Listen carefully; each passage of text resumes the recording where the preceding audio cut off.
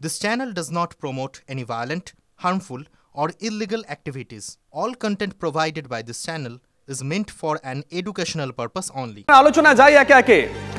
মহানন্দা দি আপনার কাছে একটু যাই।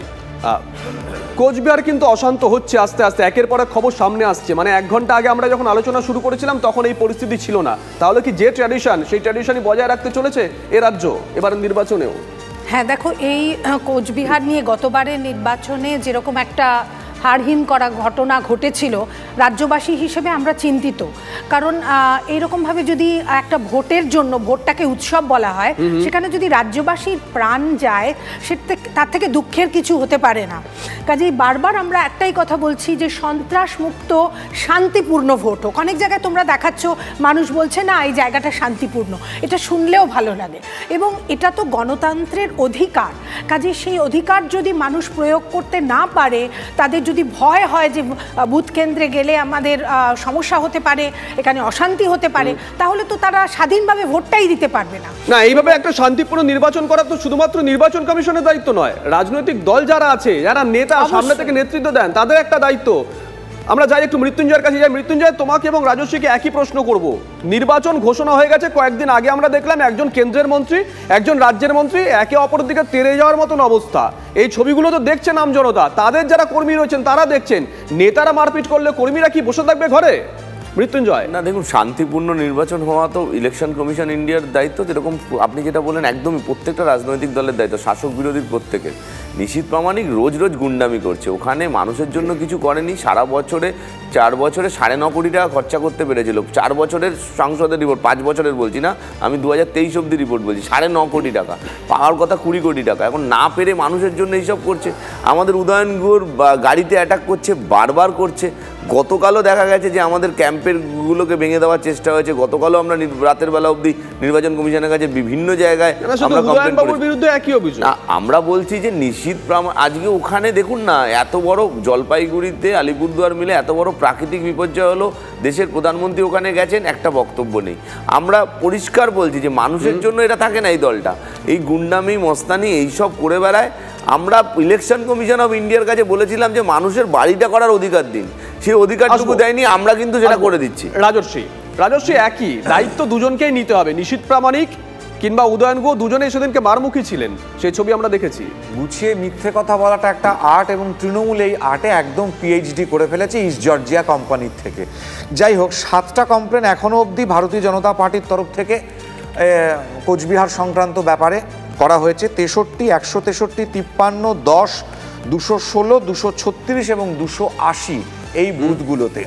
আসবো একটা ছবি দেখাই, আলোচনা একটা ছবি দেখাই। বিজেপির বুথ সভাপতিকে মারধরের অভিযোগ, মাথা ফাটলো বিজেপির বুথ সভাপতির। কোচবিহারের চান্দামারিতে ব্যাপক উত্তেজনা, যে কথা বলছিলাম, বেলা গড়াচ্ছে, কোচবিহার উত্তপ্ত হয়ে উঠছে। তৃণমূলের বিরুদ্ধে হামলার অভিযোগ বিজেপির, হামলার অভিযোগ অস্বীকার তৃণমূলের। সেই ছবি আমরা দেখাচ্ছি সবার আগে টিভি9 বাংলার পর্দা। দেখুন, বিজেপির বুথ সভাপতিকে মারধরের অভিযোগ, মাথা ফাটলো বিজেপির বুথ সভাপতির। কোচবিহারের চান্দামারিতে ব্যাপক উত্তেজনা। সুমন কল্যাণ আমাদের সঙ্গে রয়েছেন টেলিফোনে, আমাদের সহকর্মী সুমন। একেবারে দেখো, এই যে চান্দামারি দক্ষিণ বিধানসভা কেন্দ্রের অন্তর্গত এই চান্দামারি 1 নম্বর ব্লক, এখানে কিন্তু গন্ডগোল হয়েছে। এখানে মাথা ফাটিয়ে দেওয়া হয়েছে এক ব্যক্তির, তাকে হাসপাতালে ভর্তি করা হয়েছিল। পরবর্তীতে তাকে একটি বেসরকারি নার্সিংহোমে নিয়ে আসা হয়েছে বলে আমরা এই মুহূর্তে খবর পাচ্ছি। তবে যেভাবে একের পর এক ঘটনা ঘটছে, এটা কিন্তু বলাই যায় যে পরিস্থিতি কিন্তু ধীরে ধীরে নিয়ন্ত্রণের বাইরে চলে যাচ্ছে।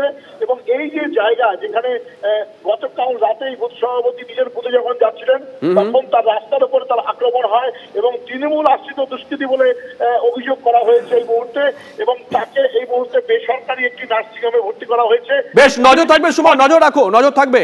রাজশ্রী, কে গুন্ডামি করে থাকে?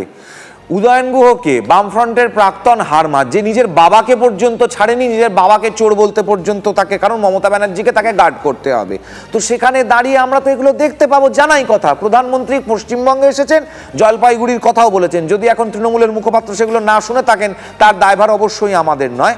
আর এখানে দাঁড়িয়ে দিনের পর দিন উদয়ন গুহ কী ধরনের উস্কানিমূলক কথাবার্তা বলেছেন, কী ধরনের ভাবে তৃণমূল কংগ্রেস এখানে গুন্ডামি করেছে, এবং উদয়ন গুহ তো হেরেও গিয়েছিল নিশীথ প্রামাণিকের কাছে, এটাকেও তো ভুলে গেলে চলবে না। এখন তার সেই রাগের ঠেলায় তিনি যদি এখন তৃণমূলের কার্যকর্তাদের মারধর করতে থাকেন, মাথা পেটাতে থাকেন, আমার প্রশ্ন একটাই, কেন্দ্রীয় বাহিনী কোথায়? কেন্দ্রীয় বাহিনী কি করছে? তারা কি আম গাছে আম গুনছে, তারা কি আমের মুকুল গুনছে না কি গুনছে, সেটা তো আমাদের জানতে হবে। এই প্রশ্ন বিজেপি করছে, অবভিয়াসলি করতে হবে, কারণ ইলেকশন কমিশনের দায়িত্ব এখানে করার। তাই ইলেকশন কমিশন আপনার কাছে যাই, যে প্লিজ প্রশ্ন করে নিই আমি, তারপর উত্তর দেবেন প্লিজ।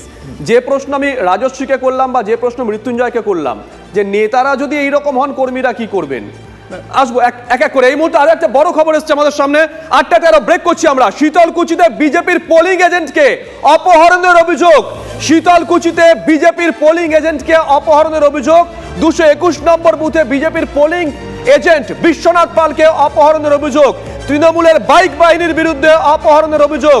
এই মুহূর্তের বড় খবর, শীতলকুচিতে বিজেপির পোলিং এজেন্টকে অপহরণের অভিযোগ। সিজার আমাদের সঙ্গে রয়েছেন টেলিফোনে, আমাদের সহকর্মী সিজার।